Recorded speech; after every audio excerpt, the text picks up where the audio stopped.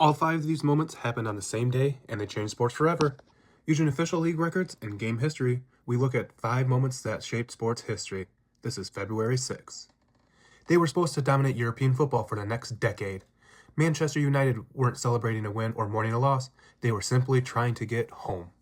They had just played in the European Cup quarterfinals. Travel back then wasn't chartered luxury. It was commercial planes, multiple stops, and long delays. That team was young, brilliant, and fearless. They were known as the Busby Babes, not because they were inexperienced, but because they were homegrown. On the return flight home, the plane had to stop in Munich to refuel. After 2 failed takeoffs on the 3rd attempt, it never made it in the air. The plane crashed through a fence into a house and exploded. 23 were killed, 8 were players. This moment changed how sports organizations viewed travel and safety and responsibility. Lessons were written in this loss, like always. When you think about the moments that changed sports forever, do tragedies like this matter more than the championships? February 6th didn't stop there. 9 years later, it moved to the boxing ring. Muhammad Ali was a heavyweight champion in the world, but that night wasn't really about that belt. He was fighting Ernie Terrell in Houston, 15 rounds scheduled, and no mystery who the better fighter was. What made it different was everything outside the ring. Terrell wouldn't call Ali by his chosen name. He dismissed it publicly, and Ali took it personally. Not a very smart move. Round after round, Ali outclassed Terrell. Fast hands, constant movement, and between each punch, the same question. What's my name? 15 rounds later, the judges scored it unanimously for Ali, one of the most lopsided title fights ever. But the legacy of that fight had nothing to do with the scorecards. This was a moment where an athlete used dominance and not violence to make a point. Ali didn't raise Terrell with one punch. He wore him down with persistent pressure. In a time where athletes are expected to stay quiet and grateful, Ali did the exact opposite. He made the fight about respect. Do you see this as a boxing moment, or is this one of the first times an athlete chose the power of dynamic entirely? February 6th didn't stop there. Years later brought us one of the biggest sports nights of the year, the Super Bowl. In 2011, 2 of the most NFL-storied franchises met in Super Bowl 45, the Green Bay Packers and the Pittsburgh Steelers. The Packers and Steelers had each won multiple championships before. Both have deep histories, legendary players, and legacies built over decades. But on this night, in Arlington, Texas, the game wasn't just about legacy, it was about execution when it mattered most. And this night belonged to the Green Bay Packers.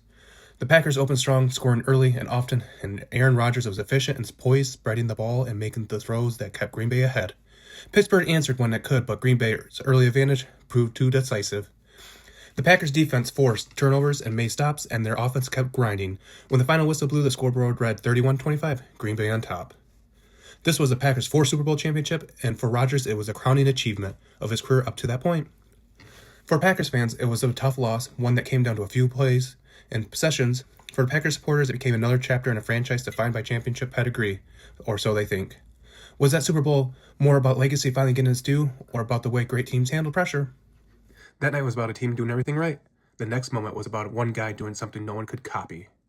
Michael Jordan walked into the 1988 Slam Dunk Contest knowing exactly what people expected. The Slam Dunk Contest was supposed to be a showcase. Dominic Wilkins brought power, Jordan brought control. Jordan went last. He already seen what Dominic Wilkins could do and what he needed to do to win.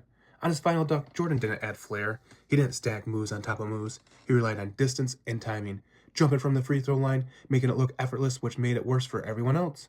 The judges gave him a perfect score, but the contest ended before the score was actually announced, because everybody knew who won. From that moment on, dunk contests weren't about judged on creativity alone. They were judged against history. Jordan just didn't win. He changed what people expected from dunking. It stopped being about force, and it all became about form. That jump turned into a measuring stick. Every generation after tried to recreate it, and that's why he's one of the greatest. And that happened on February 6th, an event that technically didn't count for anything. Is this one of the greatest dunk contest moment ever, or was that a moment quietly ruined the contest forever? As we move into the last moment on this date, take a moment to like and subscribe to the channel. This is something I do every day. Babe Ruth was born on February 6, 1895, and at the time, it meant nothing. Baseball was already in existence, pitchers dominated, runs were scarce, and power was non-existent. Ruth entered the league as a pitcher, and a very good one at that. What changed everything was what happened when he started hitting the baseball every day. When he became a full-time hitter, home runs stopped being rare. They became expected. Fans showed up hoping for one swing. Pitchers changed how they approached the entire lineup, and managers changed how they built teams. The idea that offense could carry a franchise started right here because of Babe Ruth.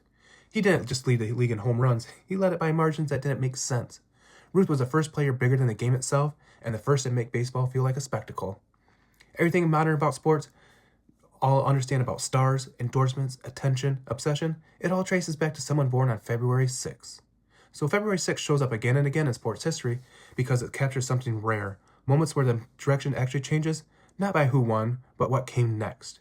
If you had to pick one February 6th moment that truly changes sports forever, which moment would it be, and why?